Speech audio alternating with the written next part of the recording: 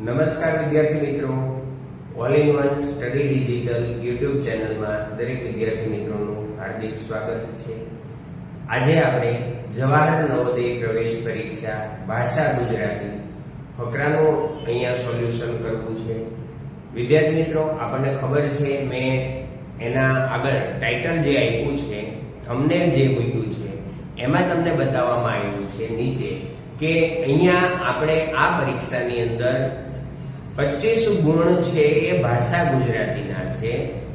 એમાં 4 ફકરા પૂછાશે, એટલે કે 4 ની અંદર 5 પ્રશ્ન નીચે આપવામાં આવ્યા છે, એટલે કે 20 પ્રશ્ન થશે. દરેક પ્રશ્નનો 1 પોઈન્ટ 25 ગુણ છે.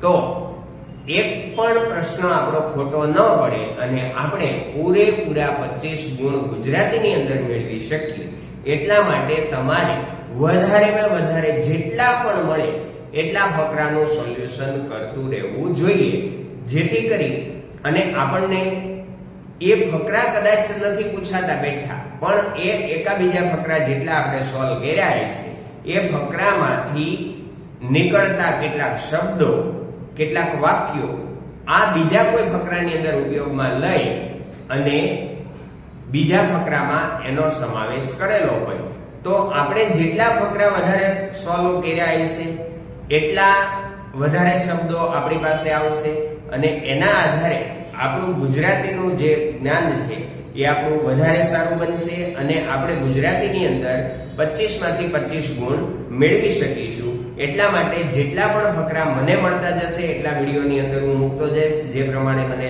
વિડીયોનો ટાઈમ મળશે એ પ્રમાણે. અને તમને પણ આ સિવાયના પણ ઘણા બધા ફકરા તમારી પાસે અન્ય બુક્સમાંથી મળતા હોય તો એ પણ તમારે સોલ્વ કરતા રહેવા, જેથી કરી અને તમને ગુજરાતીની અંદર 1 પણ માર્ક્સ કપાય નહીં. તો આગળ ફકરાની અંદર આપણે જોઈએ. આપણી પાસે સરસ મજાનો ફકરો છે. ફાંસીના માચડા પર ચડતા પહેલા સરદાર ભગતસિંહે અંતિમ ઈચ્છા પ્રગટ કરી. અહીંયા ભગતસિંહની વાત કરવામાં આવી છે કે એને ફાંસીની સજા કરવામાં આવી હતી અંગ્રેજ સરકાર દ્વારા, અને ફાંસીના માચડા પર ચડ્યા એની પહેલા દરેક જે કોઈને ફાંસીની સજા કરવામાં આવે એને એમની અંતિમ ઈચ્છા પૂછવામાં આવે. તો અહીંયા ભગતસિંહે એમની અંતિમ ઈચ્છા શું પ્રગટ કરી? તો કે મારા મોં પર કાળું કપડું રાખવાની કોઈ જરૂર નથી. હંમેશા તમે મિત્રો ફિલ્મમાં કે ગમે ત્યાં જોયું હોય વિડીયોમાં કે ફાંસી આપતા હોય તો વિડીયોમાં જ ખાસ જોવા મળે છે, તો મૂવીની અંદર તો એ દરમિયાન એના મોં પર કાળું કપડું બાંધી દેવામાં આવે છે. તો અહીંયા ભગતસિંહે કીધું કે મારા મોં પર કાળું કપડું રાખવાની કોઈ જરૂર નથી. મારે મારી પૂરી તાકાતથી ભારત માતાના જયનાદની ઘોષણા કરવી છે. મારી અંદર જેટલી તાકાત છે એટલી તાકાતથી મારે ભારત માતાની જય બોલવી છે, ભારત માતાનો જય ઘોષ કરવો છે. એટલે મારા મોં પર કાળું કપડું બાંધવાની કોઈ જરૂર નથી. આ એની અંતિમ ઈચ્છા બતાવવામાં આવી. ભગતસિંહની છેલ્લી ઈચ્છા પૂરી કરવામાં આવી.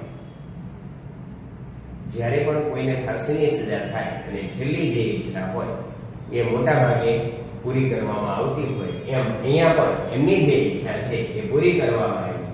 અને પૂરી કરવામાં આવી એટલે શું થયું? તો કે એમને ફાંસીના માચડા પર ઊભા રાખવામાં આવ્યા. ઊભા રાખવામાં આવ્યા, ગળામાં ફાંસીનું દોરડું ભરાવવામાં આવ્યું. ફાંસીનું આપતી વખતે જે દોરડું ગળામાં નાખવામાં આવે એ નાખી દીધું. મોં એનું ખુલ્લું રાખવામાં આવ્યું અને એ સમયે ભારત માતાને મનોમન વંદન કરી, એટલે કે મનની અંદર ભારત માતાને વંદન કર્યા, ભારત ભૂમિને વંદન કર્યા અને એમણે આકાશ અને દિશાને ગજવતો ભારત માતા કી જયનો બુલંદ જયનાદ કર્યો. શું થયું કે જ્યારે પણ એના ગળામાં ફાંસીનું દોરડું ભરાવવામાં આવ્યું એ સમયે ભારત માતાને એને મનોમન વંદન કર્યું અને આકાશ અને ચારેય દિશાઓ છે એ ગુંજી ઉઠે એ રીતે ભારત માતા કી જયનો બુલંદ જયનાદ કર્યો અને ફાંસીના જે દોરડું છે એ દોરડાને ચૂમી લીધું. પણ જેવું ફાંસીના દોરડાને ચૂમી લીધું એવું જ નીચેનું પાટિયું છે એ ખસેડી દેવામાં આવ્યું અને થોડી વારમાં જ એમનું નિશ્વેત શરીર ફાંસીના દોરડા પર લટકી રહ્યું. હવે એના શરીરમાંથી જીવ જતો રહ્યો અને એમનું નિશ્ચેતન શરીર ફક્ત દોરડા ઉપર લટકી રહ્યું. આવા હતા આપણા ક્રાંતિવીરો.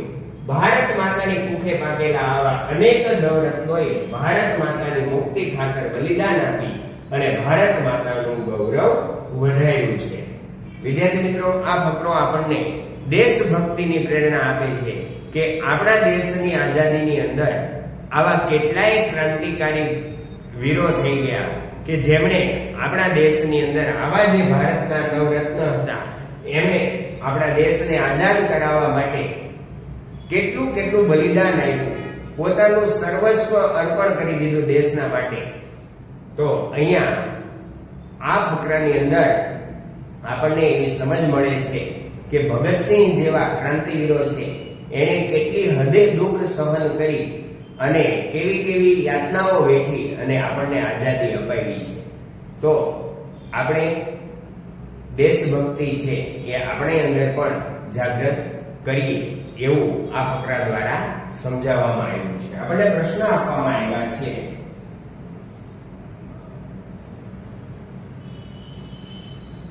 પહેલો પ્રશ્ન છે, સરદાર ભગતસિંહે અંતિમ ઈચ્છા પ્રગટ કરી.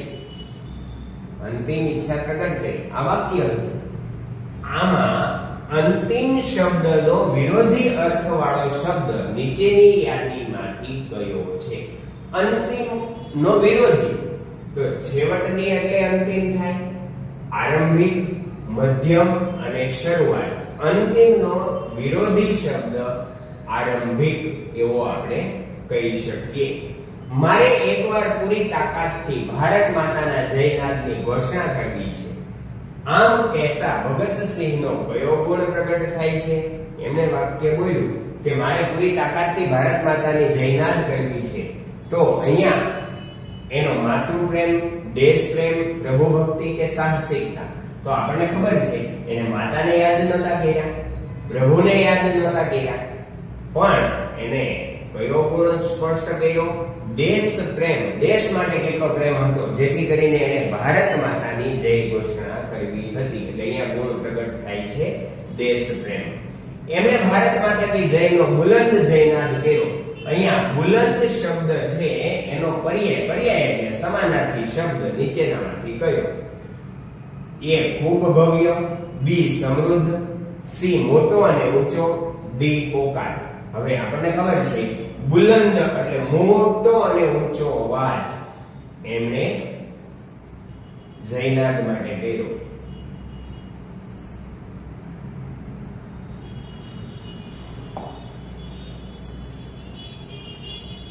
સોરી મિત્રો, બુલંદ જયનાદ કર્યા બાદ ભગતસિંહે શું કર્યું કે બુલંદ જયનાદ કર્યો, ભારત માતાની જય બોલાવી દીધી. પછી શું કર્યું તો કે ભારત માતાને મનોમન વંદન કર્યા, ફાંસીના માછડા નીચેનું પાટિયું ખસેડી નાખવામાં આવ્યું કે ફાંસીના દોરડાને ચુંબન કર્યું કે ગળામાં ફાંસીનું દોરડું ભરાયું.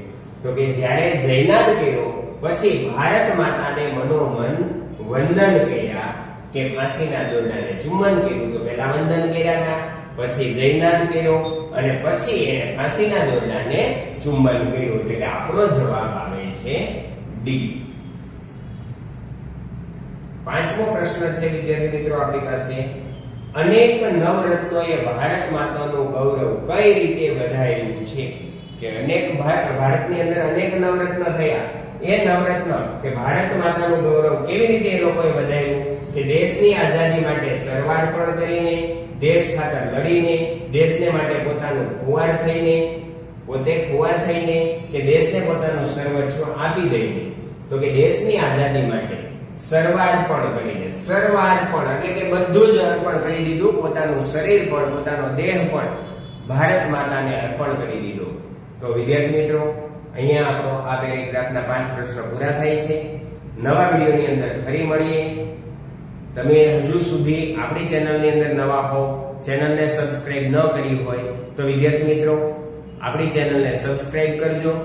કેમ તો કે એ ચેનલને સબસ્ક્રાઇબ કરો એટલે એ જ અમારી સફળતા છે કે તમે અમારી ચેનલને સબસ્ક્રાઇબ કરી દીધી એટલે અમને એ વધારે ગમે છે અને એના માટે જ તમને દરેકને વિનંતી કરવામાં આવે છે કે એક વખત જો તમે આ વિડીયો જોયો છે તો અમારી ચેનલને સબસ્ક્રાઇબ કરી દો, જેથી કરી અને બીજા વિડીયો પણ તમારી સામે આવતા રહે.